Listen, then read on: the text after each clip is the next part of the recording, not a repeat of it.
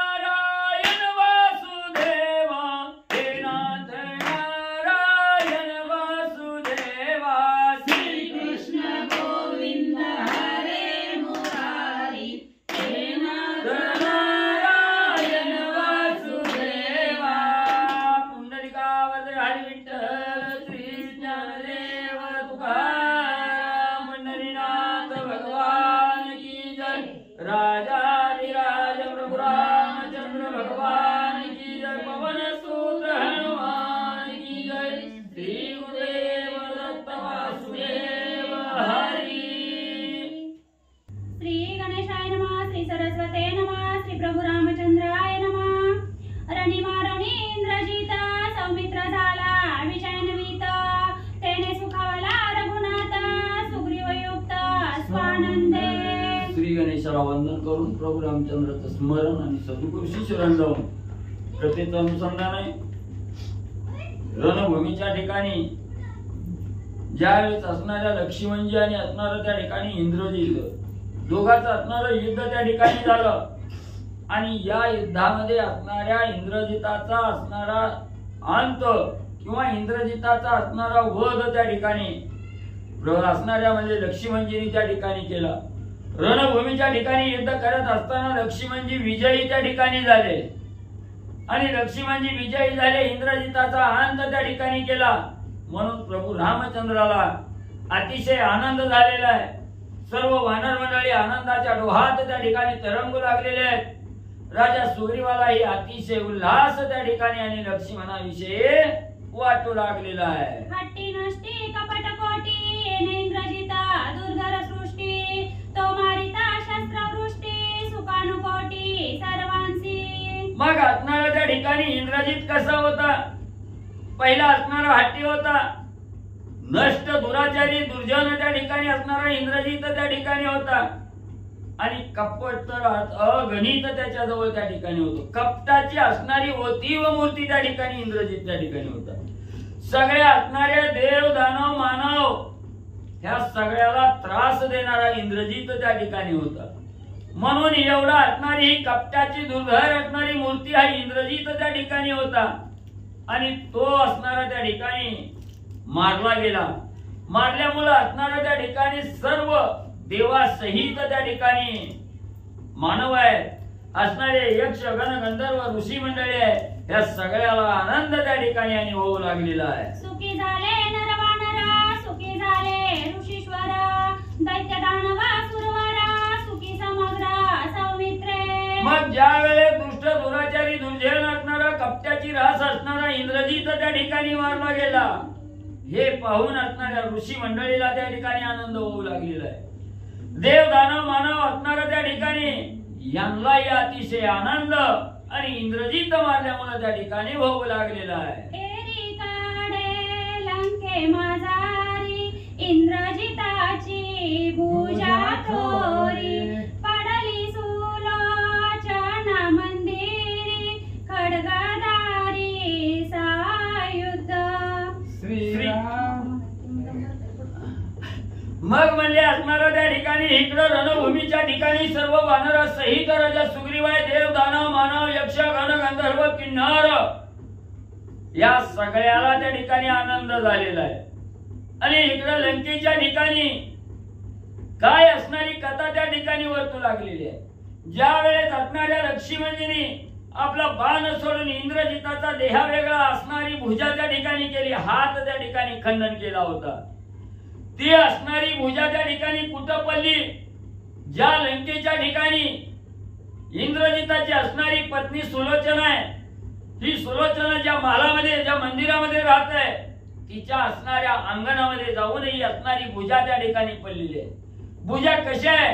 त्या असणाऱ्या भुजेच्या हातामध्ये असणारा खड्ग आहे, असणाऱ्या त्या ठिकाणी तलवार आहे आणि या तलवारी सहित खड्गा सहित असणारी भुजा सुलोचनेच्या मंदिराच्या समोर त्या ठिकाणी अंगणामध्ये पडली गेली। सुलोचना निज मंदिरी शिव स्वरूप आनोनी अंतरी शिव स्मरणी निरंतरी ध्यान करीत शिवाचे। आणि ही असणाऱ्या त्या ज्या वेळेस असणारी भुजा म्हणजे सुलोचनेच्या समोर त्या ठिकाणी पडली गेली, त्यावेळेस असणारी सुलोचना ही आपल्या असणाऱ्या म्हणजे शयनाच्या घरी असणाऱ्या म्हणजे निज मंदिरामध्ये असणाऱ्या निज मंदिरामध्ये काय करू लागलेली आहे? ध्यानस्थ अवस्थेमध्ये त्या ठिकाणी बसलेली आहे। महादेवजीची असणारी आराधना त्या ठिकाणी करू लागलेली आहे। महादेवजीच्या असणाऱ्या नामाचं स्मरण त्या ठिकाणी करू लागलेलं आहे। महादेवजीचं असणारं स्वरूप डोळ्यानं त्या ठिकाणी पाहू लागलेले आहे. मुखातून असणाऱ्या महादेवजीचं असणारं नामस्मरण त्या ठिकाणी करू लागलेले आहे. अशा असणाऱ्या शिवजीचं ध्यान स्मरण त्या ठिकाणी करत आणि ही असणारी म्हणजे त्या ठिकाणी सुलोचना आणि बसलेली असताना जवळी असता सखिया बहुत शिव पूजा करीत अद्भुत तव अंगणी पडणी अकस्मात दोन्ही वय भुजा दंडाचा. मग असणाऱ्या त्या ठिकाणी ही ध्यानस्थ अवस्थेमध्ये असणारी सुलोचना बसलेली आहे आणि त्या असणाऱ्या सुलोचना सभोवती असणाऱ्या तिच्या असणाऱ्या मैत्रिणी सखी आहेत, दास दासी त्या ठिकाणी आहेत आणि एक मग्न त्या ठिकाणी होऊन ध्यानस्थ अवस्थेमध्ये असणाऱ्या महादेवाचं पूजन त्या ठिकाणी करू लागलेले आहे. आणि त्याच वेळेस त्याच असणाऱ्या महालाच्या समोर अंगण आहे. त्या अंगणामध्ये हातामध्ये असणारी तलवार खड्ग त्या ठिकाणी धारण केलेली आहे आणि अशी भुजा अकस्मात येऊन त्या अंगणामध्ये त्या ठिकाणी पडली गेली. असणारी भुजा आदळल्याबरोबर असणारा धरणीकंप व्हावा. भूकंप धरणीला जसा झाल्यानंतर जसा आवाज त्या ठिकाणी येतो तसा आवाज भुजा अंगणामध्ये पडल्याबरोबर त्या ठिकाणी आला. तो ध्वनी सुलोचना गजबजली मानी सवे सखिया घेऊनी पाहे अंगणी निज दृष्टी. मग असणाऱ्या त्या ठिकाणी भुजा हातातला असणारा भुज अंगणामध्ये आदळला गेला. मोठा आवाज त्या ठिकाणी आला. आल्याबरोबर जी ध्यानस्थ असलेल्या असणारे सुलोचना आहे तिच्याही कानी त्या ठिकाणी गेला. आवाज आला. मनामध्ये असणारा त्या ठिकाणी विकल्पाला भंग त्या ठिकाणी मन पावलं गेलो आणि असणारा आवाज कुठनं आला म्हणून असणारी सुलोचना त्या ठिकाणी गजबजली गेली. लगेच बरोबर असणाऱ्या सर्व सखिया त्या ठिकाणी घेतल्या, मैत्रिणी त्या ठिकाणी घेतल्या आणि काय अंगणामध्ये पडलं, कशाचा आवाज आला हे पाहण्यासाठी सुलोचना आपल्या असणाऱ्या दासीसह अंगणाकडे येऊ लागल्या. सख्या म्हणती सुलोचने स्वर्गी देवा दैत्याशी दारुण युद्ध होत आहे जाण भुजा ते तुनी पडिये. मग अंगणात आल्याबरोबर असणारी भुजा त्या ठिकाणी पाहिली गेली आणि लगेच असणाऱ्या दास दासी सुलोचनेला सांगू लागल्या, हे राणी साहेब, असणाऱ्या स्वर्गाच्या ठिकाणी दैत्याने असणाऱ्या देवाचं गोरंदर युद्ध त्या ठिकाणी चालू असावं आणि ते युद्ध असताना देव दैत्याचं युद्ध आहे आणि त्याच्यामध्ये असणाऱ्या त्या ठिकाणी कुणाचा तरी घात त्या ठिकाणी झाला असावा आणि आकाश मार्गाने असणारी भुजा आपल्या अंगणात येऊन पडली गेली. असणाऱ्या सेविका आणि सुलोचनेला सांगू लागलेले आहे, संवाद करिता जाणा घाबरेपणे सुलोचना जवळ येऊनी नयना पतिहस्त जाणा ओळखीला. मग सुलोचना अंगणाकडे येण्याच्या अगोदर असणाऱ्या सेविकेने सांगितलं गेलं, राणी साहेब, स्वर्गात मध्ये असणारा त्या ठिकाणी देव दैत्याचं युद्ध आहे आणि त्या युद्धामध्ये असणारा कुणाचा तरी हात त्या ठिकाणी आणि गरुड मध्ये खाली पडलेला आहे. हे असणारं सांगितल्याबरोबर सुलोचना धावत अंगणाकडे आली. समोर पाहिलं गेलं आणि हा असणारा संवाद चालू होता. समोर भुजदंडाला त्या ठिकाणी पाहिलं गेलं. सुलोचनेची नजर त्या हाताकडे त्या ठिकाणी पडली, भुजाकडे गेली. त्याच वेळी सुलोचनाचं अंतकरण धस्स त्या ठिकाणी झालं. मन घाबरत त्या ठिकाणी झालं. जवळ त्या ठिकाणी भुजाच्या जवळ सुलोचना त्या ठिकाणी आलेली आहे. पाहिलं गेलं असणारी ओळख त्या ठिकाणी पटली गेली.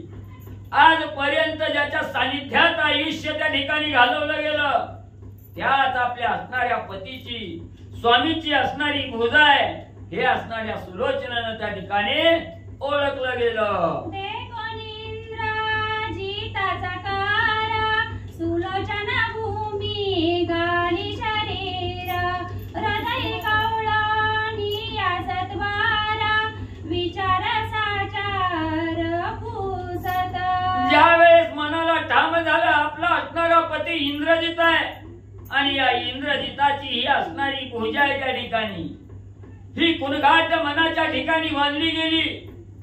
भुजा असणाऱ्या सुलोचनानं असणारा उचलला गेली, आपल्या छातीशी कवटाळली गेली. हृदयाच्या ठिकाणी धरून असणार त्या ठिकाणी गडबडा लोळू लागलेली आहे सुलोचना, दुःख करू लागलेली आहे. आपल्या असणाऱ्या पतीचा हात आहे त्या ठिकाणी भुजा आहे, म्हणून त्या असणाऱ्या भुजे बरोबर असणारी सुलोचना त्या ठिकाणी काय संवाद करू लागलेली आहे, त्या भुजेला काय त्या ठिकाणी सुलोचना विचारू लागलेली आहे. ऐका पुढं. माने भुजे माय बयानी मुळाली समज साजनी पतींद्रजित रणांगणी केवी सोडोनी आलीस. मग असणारी सुलोचना त्या ठिकाणी दुःख करू लागलेली आहे, भुजा उचललेली आहे, हृदयाच्या ठिकाणी धरलेली आहे, कवटाळलेला त्या असणाऱ्या भुजेला घेऊन आणि असणारी त्या ठिकाणी सुलोचना विचारू लागलेली आहे.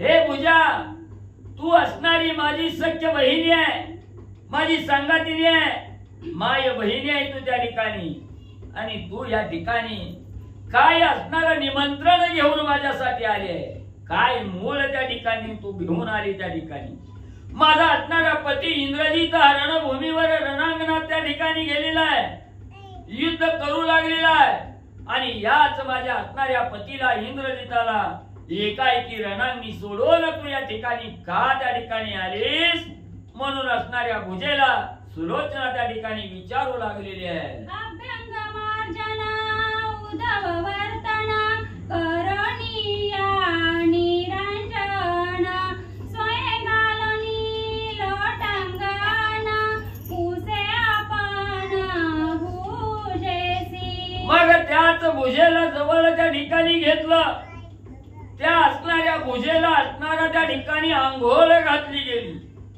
असणाऱ्या त्या ठिकाणी त्या भुजेला उठणं त्या ठिकाणी लावलं गेलं, पंचारती करून त्या असणाऱ्या भुजेची ओवाळणी त्या ठिकाणी केली, आणि असणार स्वतः असणाऱ्या सुलोचनेनं त्या भुजेच्या समोर साष्टांग लोटांगण त्या ठिकाणी घातलं गेलं, आणि त्या भुजे बरोबर असणारी सुलोचना काय संवाद त्या ठिकाणी करू लागलेली आहे. निकुंभरे गेली या पाटी काय वर्तिले रण संकटी तू आलीस कायच्यासाठी ती गुह्य गोष्टी मज सांगे.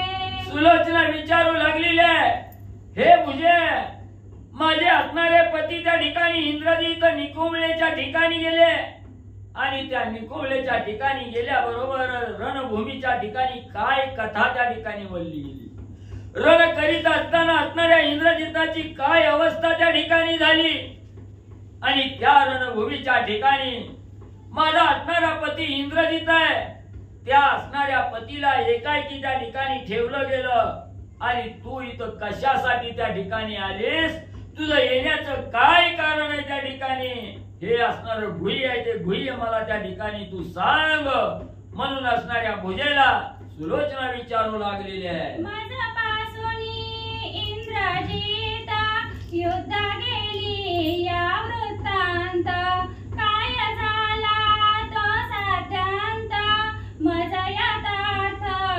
सांगावा. सुलोचना बोलू लागलेली आहे, हे भुजे, ज्या वेळेस मला सांगून माझा असणारा पती इंद्रजित युद्धाला गेलेला आहे, आणि माझ्यापासून गेल्यापासून, मला सोडून गेल्यापासून ते तू इथं येईपर्यंत जी काही वृत्तांत असणाऱ्या युद्धाच्या ठिकाणी झालेला आहे, तो जी काय असणारी कथा झालेली आहे ती समूळ त्या ठिकाणी सांग. मुळापासून सर्व काही गेल्यापासून जे आतापर्यंत जी काही कथानक त्या ठिकाणी घडलं गेलं, जो काही रणसंग्राम त्या ठिकाणी घडला, तो पूर्णतः मला भुजे सांग, सुलोचना विचारू लागलेली आहे. आम्ही तुम्ही ओ साजणी दोघी जणी एकांग बहिणी काय वर्तिले रणांगणी समूळ काणी मज सांगे. सुलोचना म्हणू लागलेली आहे, हे भुजे, आम्ही आणि तुम्ही आपल्या असणाऱ्या एकाच अंगाच्या दोन्ही बाजूच्या ठिकाणी आहात. तू असणाऱ्या उजव्या बाजूला आहे, मी असणाऱ्या इंद्रजिताच्या डाव्या बाजूला आहे. दोघीही दोन्ही बाजूच्या आपल्या असणाऱ्या एकांग बहिणी त्या ठिकाणी आहोत. आणि जे रणांगणाच्या ठिकाणी इंद्रजिताबरोबर जी काय असणार कार्य त्या ठिकाणी घडलं गेलं ते समूळ कहाणी असणारे भुजे मला तू सांग म्हणून असणारी त्या ठिकाणी विनंती करून आणि त्या भुजेला सुलोचना विचारू लागलेली आहे. जरी मी असेना सत्यव्रता पतिव्रता सुनिश्चित तरी त्वतितेचा वृत्तांत मज साध्यंत सांगावा. आणि सुलोचना त्या ठिकाणी बोलू लागलेली आहे, हे भुजे माझ्या अंगी सत्य पतिव्रत त्या ठिकाणी असेल, मी सत्यव्रत आचरण करणारी त्या ठिकाणी असेल.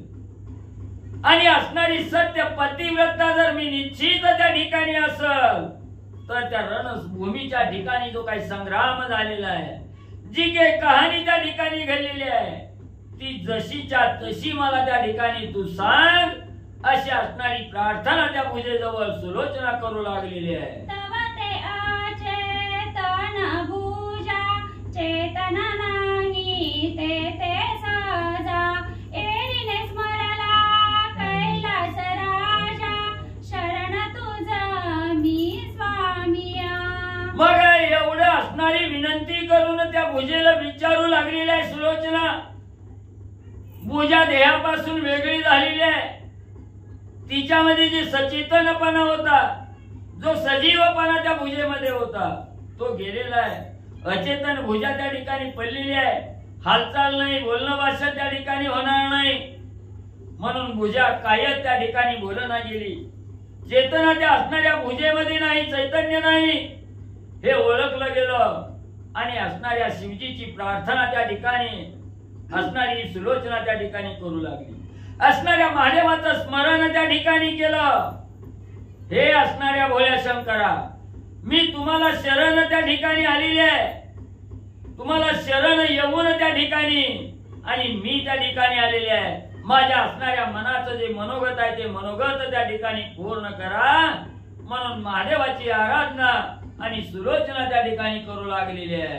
पतिभुजा अंगणी आली चेतन विरहित पडली आत्मशक्ती चेतावणी वहिली सजीव केली पाहिजे. आणि म्हणूनच असणारी सुलोचना त्या ठिकाणी महादेवाचा असणारा त्या ठिकाणी धावा करू लागलेली आहे, आराधना करू लागलेली आहे.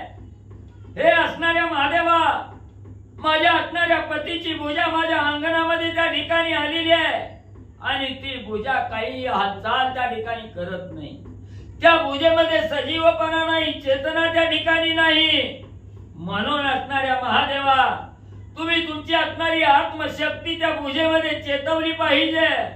तिला सजीव त्या ठिकाणी करावं आणि सजीव असणारा त्या ठिकाणी चेतना त्या भुजेमध्ये त्या ठिकाणी प्राप्त करावी म्हणून सुलोचना महादेवाची प्रार्थना करू लागलेली आहे. मनोनिया शिवालागी स्तुती करिता तये प्रसंगी शिव दयाळू भक्तांलागी आज्ञा करी इंद्राते. मग असणाऱ्या सांगितलं गेलं, महादेवा मी असणारी सत्य पतिव्रता त्या ठिकाणी असेल, माझ्या अंगी सत्य व्रत त्या ठिकाणी असेल तरी चेतना विरहित भुजा त्या ठिकाणी पडलेल्या त्या भुजेमध्ये चेतना त्या ठिकाणी आपला आत्मशक्ती चेतवून त्या ठिकाणी सजीव केली पाहिजे. अशा प्रकारची असणारी स्तुती महादेवाची त्या ठिकाणी केली आणि भोळा चक्रवर्ती असणाऱ्या महादेवजींनी त्या ठिकाणी लगेच कळवळा असणाऱ्या भक्ताविषयी त्या ठिकाणी आला.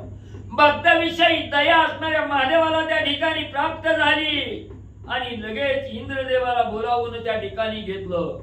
सर्व इंद्रियावर अधिष्ठाता असणारा इंद्र आहे, या इंद्राला बोलावून घेतलं आणि इंद्राला असणारी आज्ञा महादेवजी काय करू लागले. मने भुजांतरी प्रवेशोना इंद्रजिताचे समर वर्तमान समूळ करावे कथन येथे अनुमान न करावा. लगेच महादेवजीने इंद्रदेवाला बोलावून घेतलं, सांगितलं महाराज तुमचाच पहिला असणारा शत्रू आहे रणभूमीच्या ठिकाणी पडलेला आहे.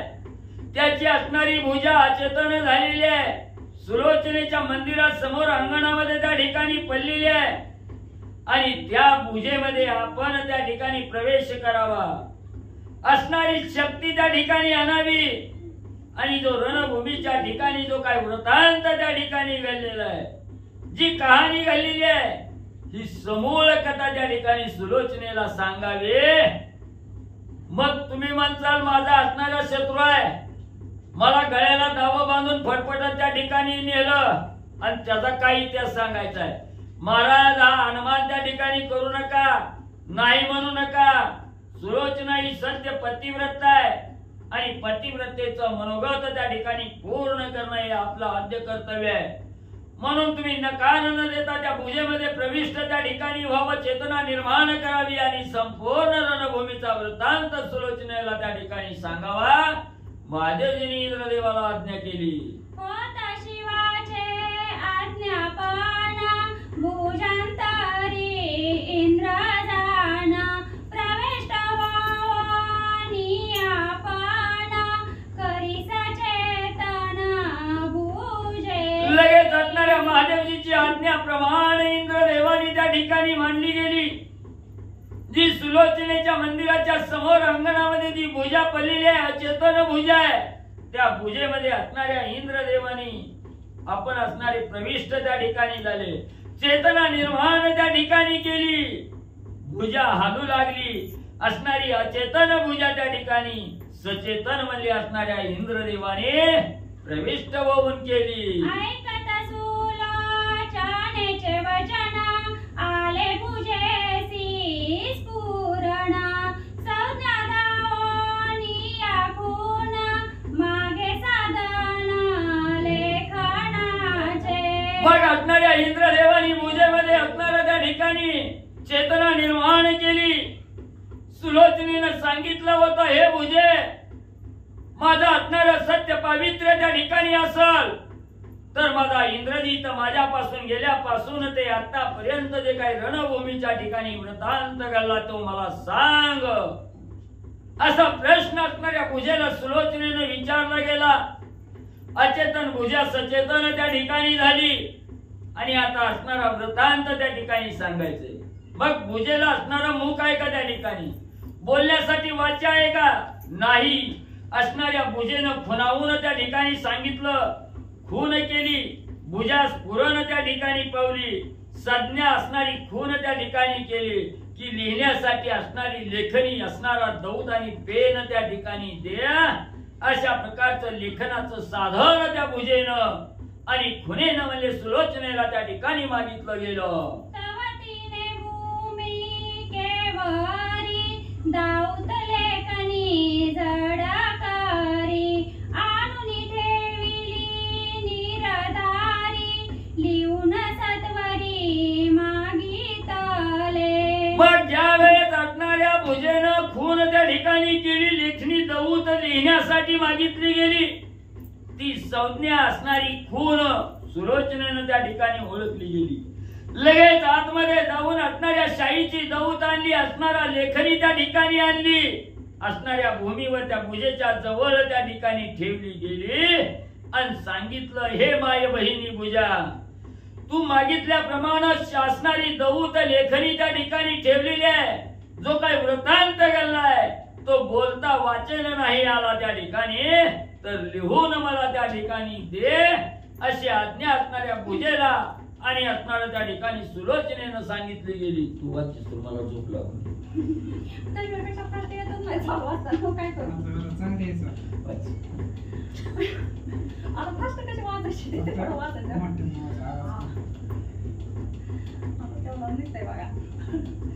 पाच बद्ध भूमिकेवारी दाऊत लेखनी घेऊनी करी ओळी लिहिल्या व्यक्ताक्षरी अर्थ कुसरी विन्यासी.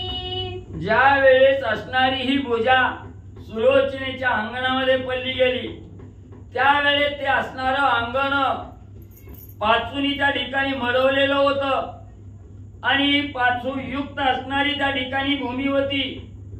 लगेच ती असणाऱ्या भुजेनं ती काय असणारी लेखणी आहे ती लेखणी हातामध्ये त्या ठिकाणी घेतली आणि त्या पाचूबद्ध असणारी जमीन आहे त्या जमिनीवर भूमीवर असणारी भुजा त्या ठिकाणी लिहू लागलेली आहे.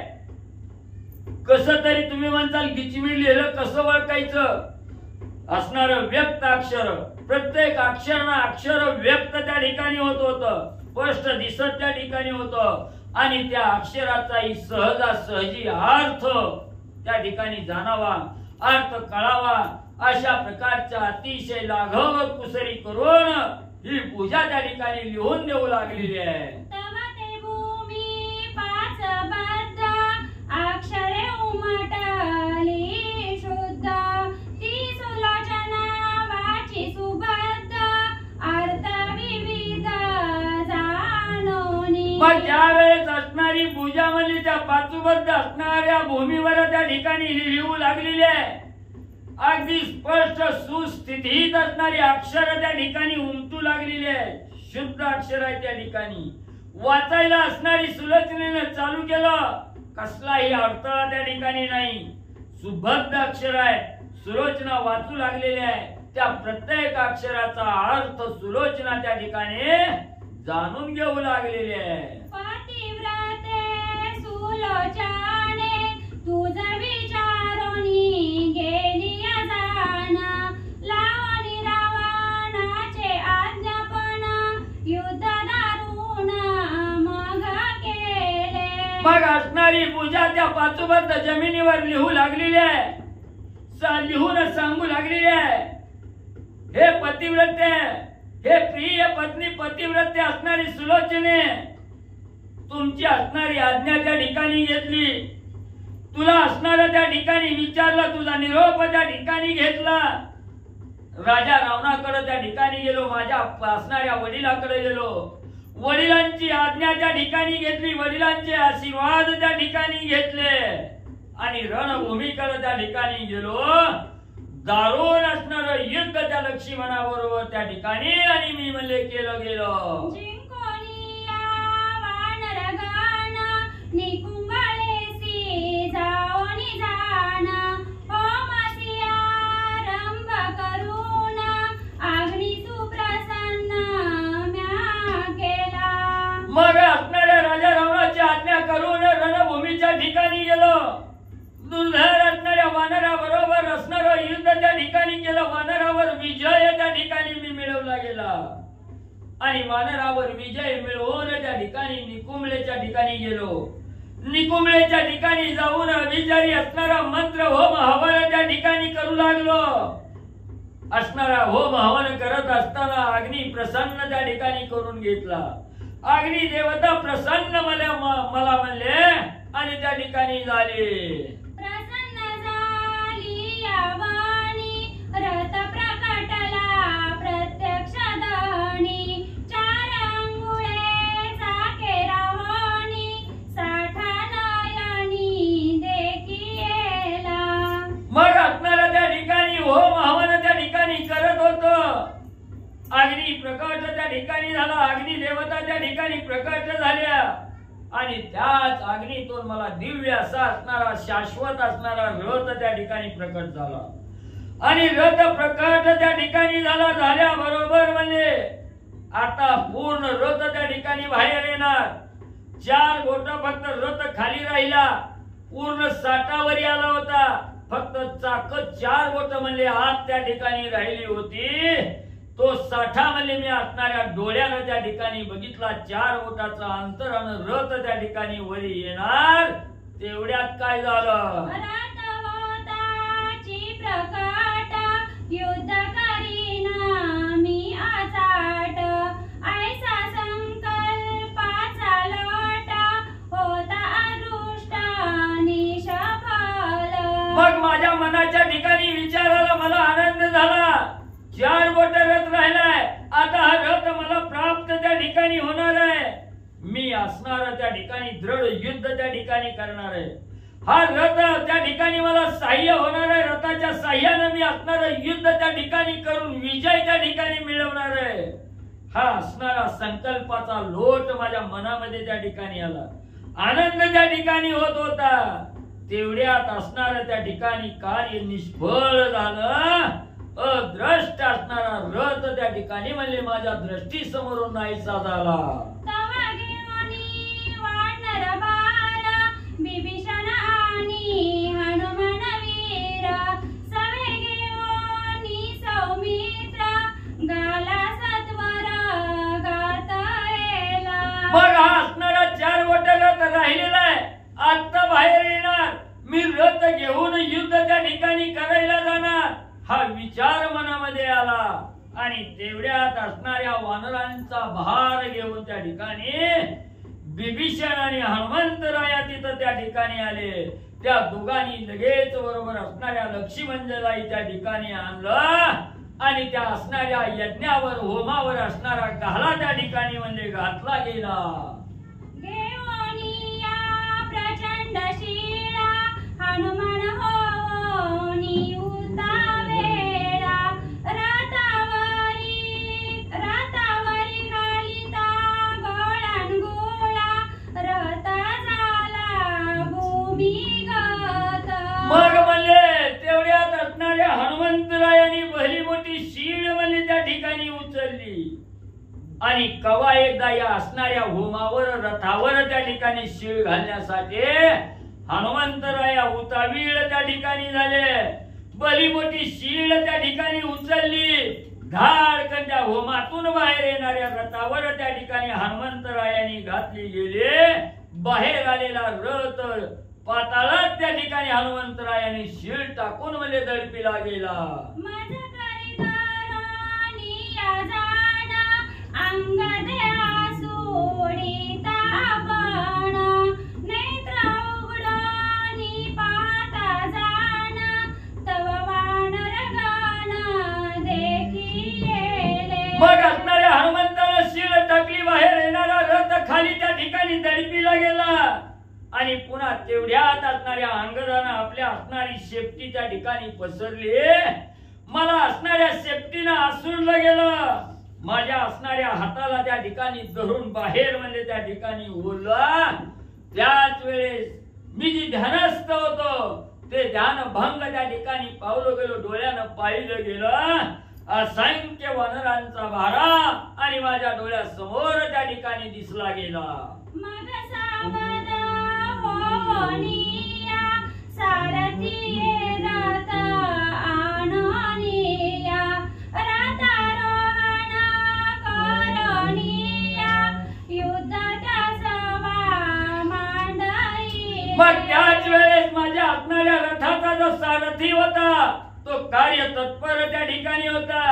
लगेच असणारा रथ त्या ठिकाणी आणला गेला. साध्यानं रथ सज्ज केला. मी लगेच धावतच तिथून उठलो आणि रथामध्ये आरूढ झालो आणि रथामध्ये बसून दारुण असणार युद्ध वानर मंडळी बरोबर असणाऱ्या लक्ष्मणाबरोबर आणि म्हणले केलं. लक्ष्मण वीर जग जेठी, प्रवेशोनी यज्ञवाटी, युद्ध येता कडकडाटी, देखेला दृष्टी मेघनादे. आणि त्याच वेळेस असणारा वीर जगजेठी असणारा त्या ठिकाणी म्हणजे लक्ष्मण असणाऱ्या त्या यज्ञाच्या ठिकाणी लक्ष्मणाने प्रवेश त्या ठिकाणी केला. असणारा दारुण असणारा त्या ठिकाणी लक्ष्मण होता. युद्धासाठी धावत त्या ठिकाणी येऊ लागलेला आहे.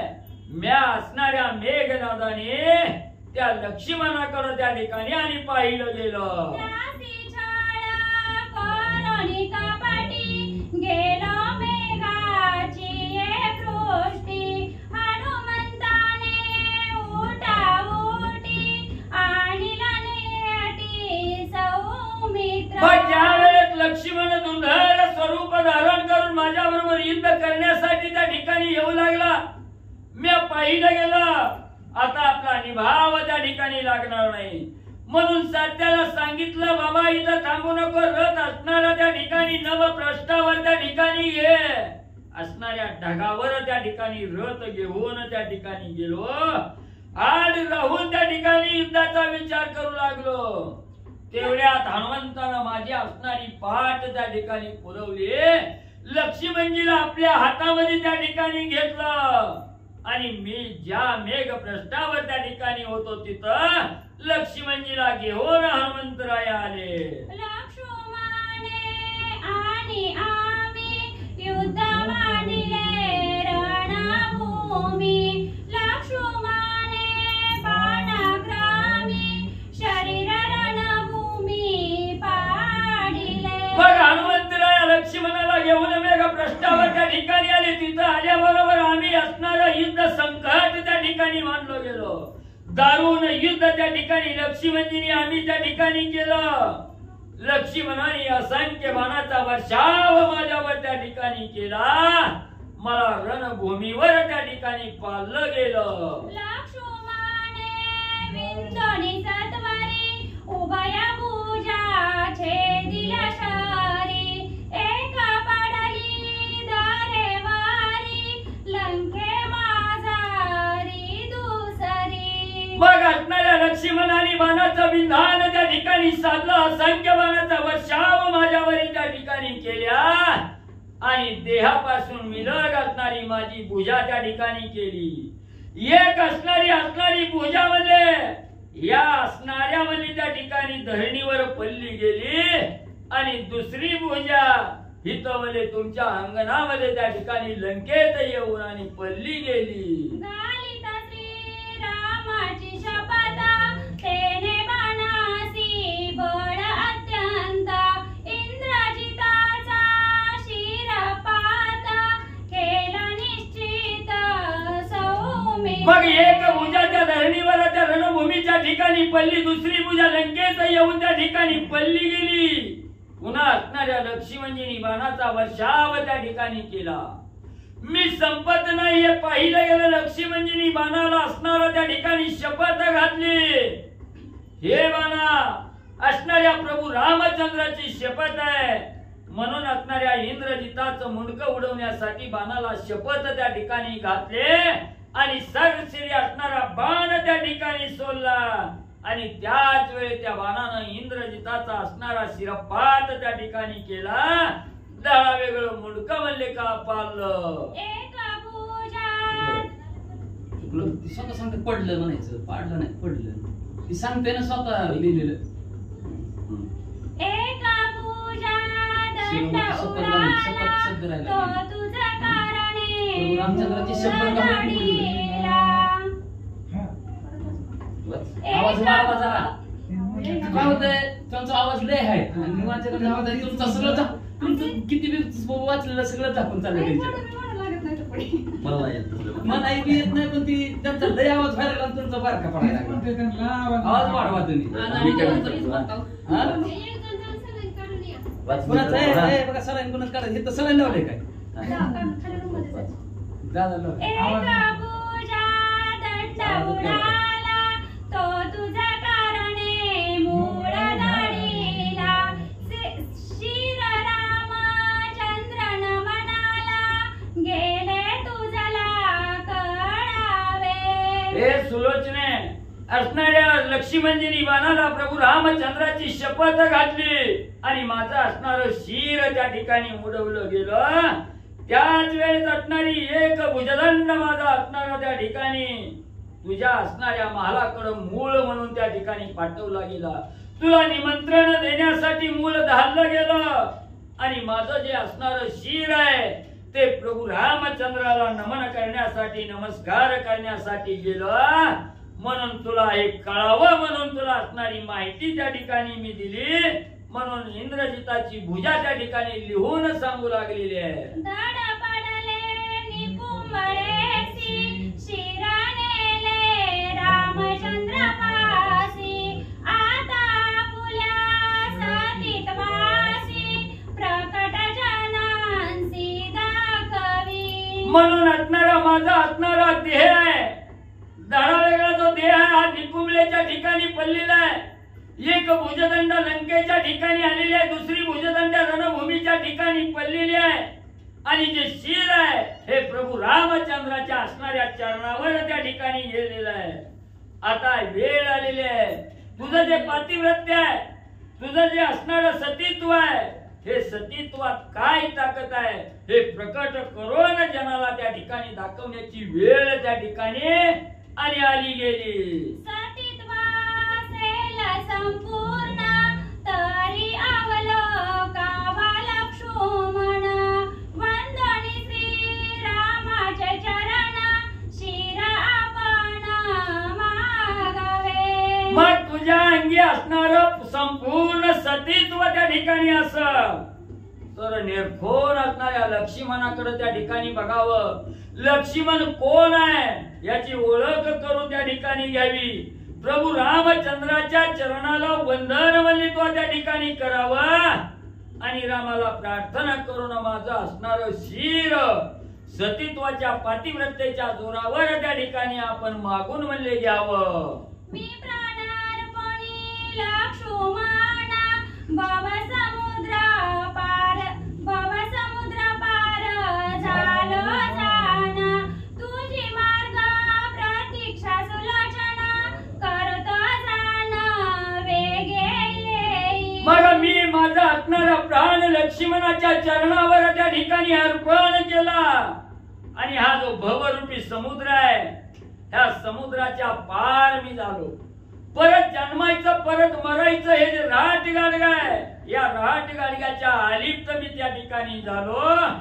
मी असणार मार्ग त्या ठिकाणी क्रमण करू लागलेलो आहे. मी आता एकच प्रतीक्षा त्या ठिकाणी करतोय. माझी असणारी सत्य पतिव्रता कवा एकदा माझ्या मार्गाने त्या ठिकाणी येते त्यासाठी तुझी असणारी वाट त्या ठिकाणी बघतोय. हे असणारे सुलोचने लवकर असणाऱ्या माझ्या मार्गाने माझ्याकडे त्या ठिकाणी तू धावत ये म्हणून असणारी भुजदंड लिहून त्या ठिकाणी सांगू लागलेली आहे.